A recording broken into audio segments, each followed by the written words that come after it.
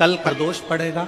बुधवार की प्रदोष पड़ती है तो शिव रजत भवन में निवास करते हैं। बुधवार की प्रदोष कामना की पूर्ति करती है। मेरा मेरी जीजी से, मेरी बहन से निवेदन है, तुम दुनिया के साल भर में कितने भी व्रत कर लो, तुम कितने भी उपास कर लो, तुम कितनी भी पूजन कर लो, तुम कितना भी अनुष्ठान कर लो, सारे व्रतों पर, सारे अनुष्ठानों पर, सारी पूजन पर सावन के महीने के जो सोमवार होते हैं, जो शिवरात्रि होती है, जो प्रदोष होती है, ये पूरे साल के व्रतों पर प्रबलता प्रदान करते हैं, बल देते रहते हैं। शिव महापुराण की कथा कह रही है, शंकर भगवान का चरित्र कह रहा है। सावन के महीने में प्रदोष का जो दिन आए, 2 प्रदोष श्रावण के महीने के 2 प्रदोष पड़ेंगे। किसी भी प्रदोष पर एक पीपल के पत्ते पर कनेर का पुष्प अपने घर के अंदर रख लीजिए प्रदोष के एक दिन पहले, और प्रदोष वाले दिन उसको बहते हुए पानी में डाल दीजिए। जिंदगी में जो तुम्हारे यहाँ तकलीफ चल रही है, एक उठ रहा है, एक बैठ रहा है, एक बीमार पड़ रहा है, एक ठीक हो रहा है, फिर बीमार पड़ रहा है, फिर ठीक हो रहा है, ये ठीक हुआ, फिर इसको हो गया, फिर इसको कुछ हो गया, फिर किसी को कुछ हो गया, अर्थात शिव का नाम लेकर। और फिर ध्यान देना, इस क्रम को करने के लिए आपको तुम रुकेश्वर महादेव का नाम लेना पड़ेगा। कौन से महादेव का नाम बोलना है? तुम रुकेश्वर महादेव। चतुर्मास के अंतर्गत आप लोगों ने भी देखा होगा, कई माताएं बत्ती तैयार करती है, तो 1 बत्ती बनाई, 2 बत्ती बनाई, 3 बत्ती बनाई, फिर उस बत्ती को बना कर और 108 या 1008 बत्ती की, जम के बोलो जरा, 1 बत्ती बना देती। दर्शन किए आप लोगों ने, कई बार करें आप लोगों ने? लंबी लंबी बत्ती बनाती हैं और 1 बत्ती बना के पट की, फिर दूसरी बना दी, फिर तीसरी बना दी, चौथी बना दी, फिर बनाते 108 बत्ती या 1008 बत्ती, और उस बत्ती की फिर एक बत्ती। इसका क्या मतलब है?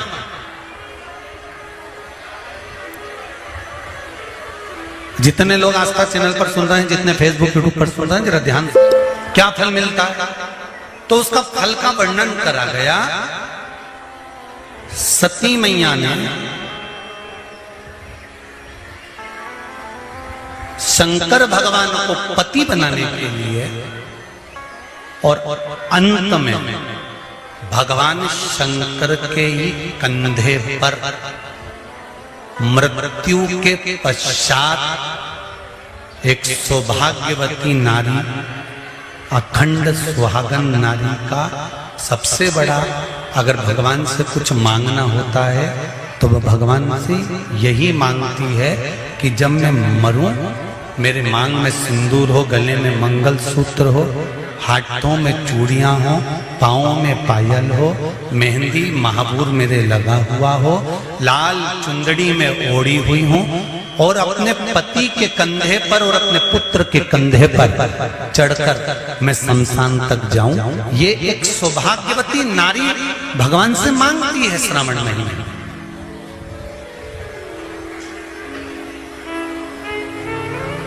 इस लाखोड़ी का मतलब क्या है? 1 बत्ती, 2 बत्ती, 3 बत्ती, 4 बत्ती, 5 बत्ती, 6 बत्ती, 7 बत्ती, और उस बत्ती को फिर 108 पूरी होने पर, 1008 पूरी होने पर उस बत्ती को फिर बांधकर एक करा जाता है। इस बत्ती का मतलब क्या है? क्या मतलब है? क्या महत्व है? हम चावल का 1 दाना चढ़ाएंगे तो क्या शंकर स्वीकार नहीं करेगा? क्या हम श्रावण महीने में 1 लोटा पानी चढ़ाएंगे, 1 लोटा जल का चढ़ाएंगे तो क्या शंकर स्वीकार नहीं करेगा? शंकर भगवान तो भोले भक्त हैं, कि वश में हैं, तुम जो चढ़ाओगे वो स्वीकार करेगा। पर हम जो श्रवण करते हैं,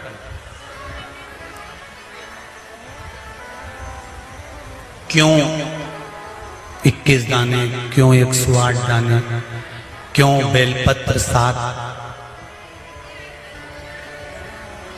क्यों 11, क्यों 5, क्यों 4, क्यों 3, क्यों 2, क्यों 1? इसका महत्व क्या है? क्या मानते? महाराज शिव पुराण कर स्कंद पुराण वर्णन करती है,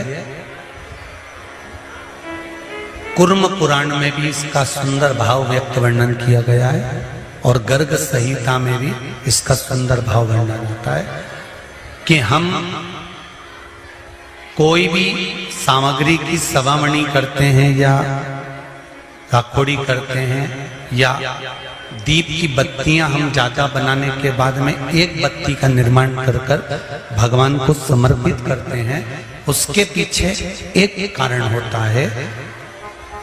स्त्री नारी सौभाग्यवती रहकर एक वस्तु का दान नहीं करती। फिर समझ लेना मेरी जीजी, केवल अकेली साड़ी बिना ब्लाउज पीस के किसको दी जाती है यह आप नहीं जानते। एक वस्त्र का दान किस समय पर दिया जाता है?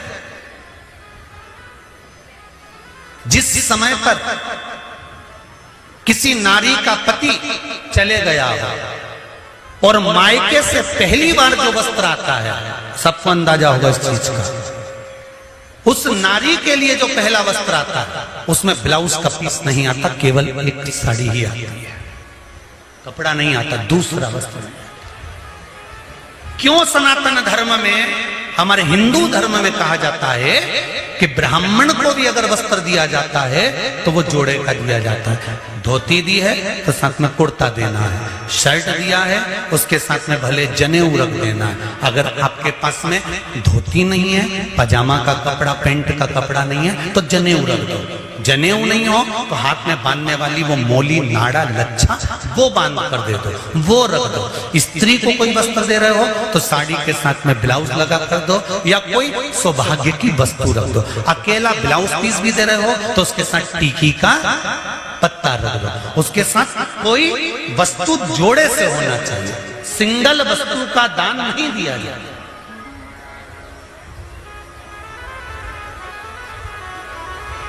बहुत अच्छे से समझ लेना भाई, थोड़ा सा त्योहार आ रहे हैं, आप लोगों से भी कोई गलती ना हो तो स्मरण करना कि हम अगर कोई वस्तु का दान दे रहे हैं तो वो एक से अधिक में जब देते हैं तो नारी के लिए अखंड सौभाग्य का। अब सती मई, किसी ने एक प्रश्न करा था,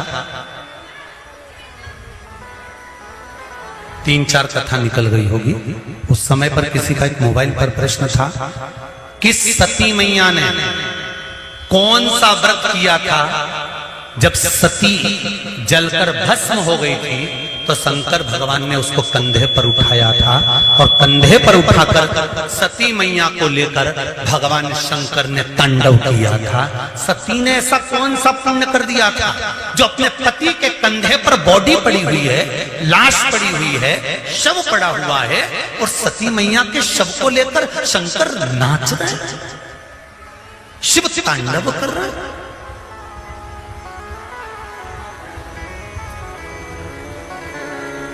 कई लोग हमको पागल कहेंगे, बताओ सीवर वाला गुरुजी तो बैठे बैठे कहते रहता है 21 दाने चावल के चढ़ा दो तो 11 दाने चढ़ा दो तो 5 दाने चढ़ा दो तो 7 दाने चढ़ा दो, 7 बेलपत्र चढ़ा दो तो काली मिर्ची इतनी चढ़ा दो। उसका कारण क्या है? कभी एक एक पुराण को, एक एक शास्त्र को उठाकर तो देखो कि उसमें कितना कितना वर्णन लिखा हुआ है कि कितनी मात्रा में क्या चढ़ना चाहिए। आपने एक भगोना चाय रख दी, चाय के लिए इतना बड़ा भगोना, उसमें 50 लीटर दूध, 50 लीटर पानी और तुम चाय बना रही और पत्ती एक चम्मच डाल दी, चाय में स्वाद आएगा? नहीं। उसके अनुसार आपको चाय की पत्ती भी ज्यादा डालना पड़ेगी। जब दूध ज्यादा है तो पत्ती उतनी डालो। अब तुमने जैसे किसी किसी किताब में लिखा रहता है 2 चम्मच बेकिंग पाउडर डालो, आधी चम्मच शक्कर डालो, फिर 1.5 चम्मच इलायची का पाउडर डालो, फिर आधी चम्मच ये डालो, फिर धीरे धीरे उसको धीमी धीमी आंच पे हिला। तो उसने नहीं तो डायरेक्ट लिख देता तुम्हारी मर्जी पड़े उतना कूड़े दो। कई को माता बच्ची करे वो मैं मतलब का कि 250 ग्राम डालो कि 2 ग्राम डालो कि 4 ग्राम डालो। हलवाई भी तुम्हारे यहाँ पर अगर कोई बड़ा फंक्शन है, तुम्हारे यहाँ पर अगर कोई शादी ब्याह है, तुम्हारे यहाँ पर कोई कार्यक्रम है, तो हलवाई भी लिख देता है तराजू बाट ला कर रखना। हलवाई भी लिख देता है आधा किलो जीरा ला के रखना, 1 किलो ये ला कर रखना, 2 किलो वो ला के रख देना। नहीं तो हलवाई कह देता पर्चे के ऊपर लिख के तुम्हारी मर्जी पड़े उतना लाने पटक दो, मैं तो बना दूंगा। पर नहीं, इतना इतना तो चाहिए। स्वाद लाना है तो ये सब सामग्री तो मुझे इसमें डालना पड़ेगी। उसी तरह अगर पति के कंधे पर जाना है, प्राण छूटने के बाद माता सती का शरीर अगर शंकर के कंधे पर पड़ा था, 52वें नंबर पर का विवाह है माता पार्वती और शंकर का। 51 बार माता पार्वती जन्म लेकर प्राणों को त्याग चुकी थी। 50 बार माता पार्वती, कभी उमा, कभी कात्यायनी, कभी कुष्मांडा, कभी स्कंदा, ऐसा माता पार्वती के ना जाने कितने जन्म हुए, कितने अवतार हुए। इन सारे जन्मों में माता पार्वती के शरीर को शंकर भगवान कंधे पर लेकर नहीं नाचे। माता उमा को लेकर शंकर भगवान कंधे पर नहीं नाचे, माता कात्यायनी को लेकर नहीं नाचे, कुष्मांडा को लेकर नहीं नाचे, स्कंदा को लेकर नहीं नाचे। शंकर भगवान अगर कंधे पर लेकर नाचे हैं तो माता सती को लेकर नाचे। उसका कारण क्या था? क्योंकि सती मैया कोई भी वस्तु केवल एक समर्पित नहीं करती थी। माता सती का नियम था वस्तु की मात्रा को बढ़ा देती थी। शंकर का अनुमोदन करने के लिए, शिव का स्मरण करने के लिए माता सती दीप भी अगर लगाती थी तो एक बाती का नहीं लगाती थी। बाती की फिर सरल भाषा में समझ लो और सरल समझ। तुम्हारे यहां प्रतिदिन घर में आरती करते होगे तो जो घी के डब्बे में भींगी भींगाई बत्ती रखी रहनी, उसको निकाल के धर देते। बोलो सही है कि गलत है? निकाल के धरी, माचिस से लगाई, तन मन धन सब कुछ तेरा, और आरती कर पुरा के, घंटी बजा के, भोग लगा के, शक्कर रख के भगवान को प्रणाम करके चली जाती। अब तुम्हारे यहाँ सत्यनारायण भगवान की तुमने कथा करवाई तो जो घी की बत्ती लगी वो तो लगी, उसके अलावा एक दिए में कपूर अलग से लगाया। मतलब कितनी बाती हो गई? एक घी की हो गई, एक कपूर की आरती हो गई। जजमान लोग यहाँ आरती करते हैं, उसके बाद में कपूर फिर जला देते हैं। उसका कारण क्या? अधिकता में फल प्राप्त करना, अधिकता में फल देना।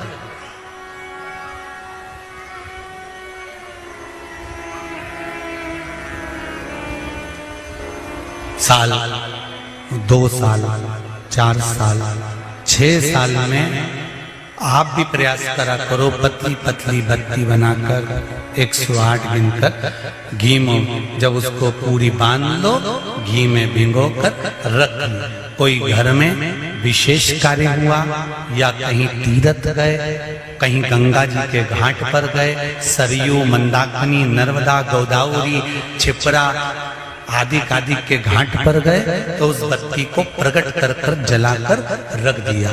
क्या होता है उससे? माता सती ने कौन सा पुण्य करा था? जो शंकर भगवान के कंधे पर शव पड़ा हुआ था और शंकर नाच रहे थे, वो सती का पुण्य था कि वो कभी एक सामग्री से शिव को प्रसन्न नहीं करती थी, बहुता में देकर शंकर को रिझाती थी। इसलिए शिव ने उसको अखंडता प्रदान की। शंकर भगवान ने अखंडता दी है उसको, अखंडता।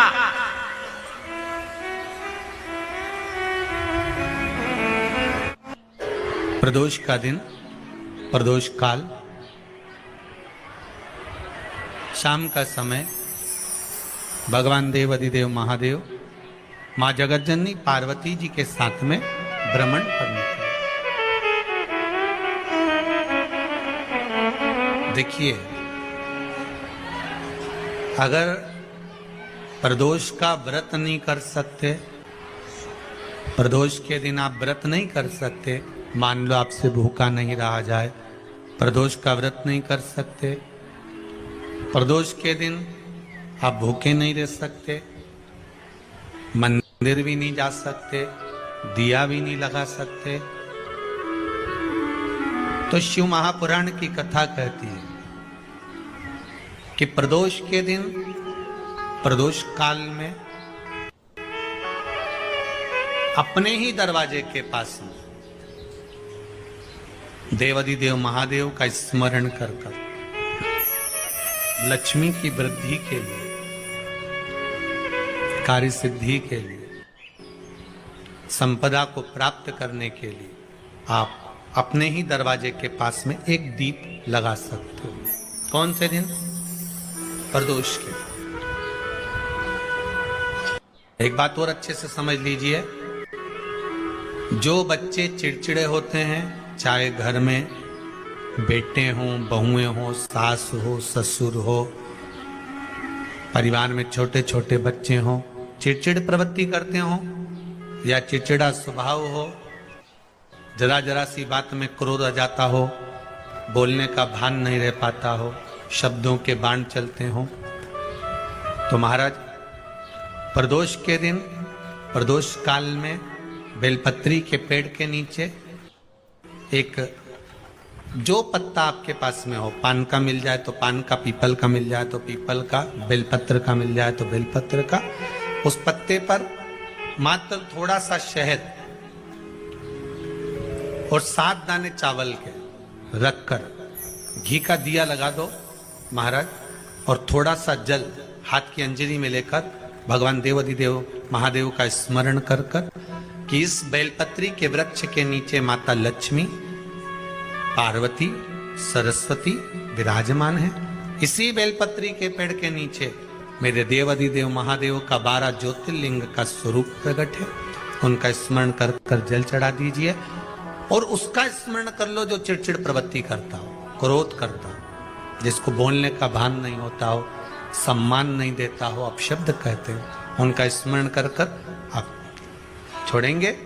एकदम एक प्रदोष करेंगे, दूसरे प्रदोष तक तो आपको कोई दिक्कत ही नहीं।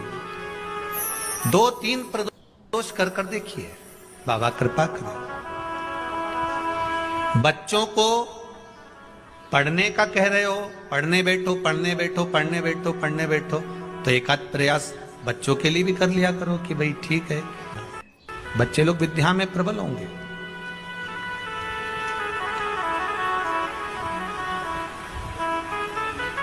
शिव उपासना का जो फल है वह 1000 का लगे। कोई शंकर का विरल भक्त, शिव का उपासक, शंकर का गुणगान आनंदमय करने वाला। हम तो यहां तक मेरी जीजियों से कहेंगे, तुम्हारे घर के नजदीक में कोई शंकर का मंदिर होना, ओ मेरी बहनों, मेरी जीजियों, मेरे जीजाओं, मेरी बेटियों, बेटाओं, तुम्हारे नजदीक में अगर शंकर का मंदिर हो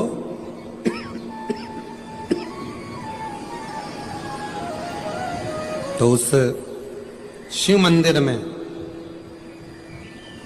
सोमवार के दिन, प्रदोष के दिन यदि कुछ लोग एकत्रित होते हों, भजन करते हों, कीर्तन करते हों, कुछ नहीं तो अपने घर से एक बाल्टी में पानी भरकर उनको पिला कर आ जाया करो। पानी नहीं हो तो थोड़ी खड़ी शक्कर ले जाया करो, थोड़ा गुड़ ले गए, उनका मुख झूठा करा दिया करो। क्यों? क्योंकि शिव भक्त के शरीर की हड्डी का स्पर्श भी राक्षस को हो गया, वो तर गया। अगर कोई शंकर का भक्त है और उसका मुख हमने झूठा करा दिया तो हमारे घर के भंडारे कभी खाली नहीं होते, भरे भरे। करना क्या है? जब व्यक्ति को ऐसे गलत विचार आने लगे हैं पूजन के समय पर, अच्छी जगह पर, ये गलत गलत विचार, आप गलत कर नहीं रहे हो, आप मांसाहार नहीं कर रहे हो, आप किसी स्त्री को गलत नहीं देख रहे हो, आप किसी पुरुष को गलत नहीं देख रहे हो, आप किसी मदिरा की दुकान पर नहीं गए हो, पर आपकी विचार धारणा में अगर ये चीजें पूजन करते समय, भजन करते समय, अर्चना करते समय, मंदिर जाते समय, मंदिर में बैठते समय, मंदिर में उपवास करते समय तुम्हारी बुद्धि में अगर ये चीजें आ रही हैं, मन में अगर ये चीजें पाठ करते करते भी अगर आ रही हैं, तो समझ लेना कि आपके ऊपर कहीं ना कहीं किसी ना किसी रूप में कोई अन्न किसी के घर का ऐसा खा लिया है जिसके कारण तुम्हारी बुद्धि थोड़ी सी भ्रष्ट हुई है। उसको सुधारें कैसे, उसको संवारें कैसे? अब किसी ने यही प्रसंग को सुनकर कहा, गुरुजी अगर किसी के घर का अन्न खाया है तो अन्न खाने के बाद तो वो पच गया, पचने के बाद वो गंदगी में निकल भी गया। अब तो वो विचार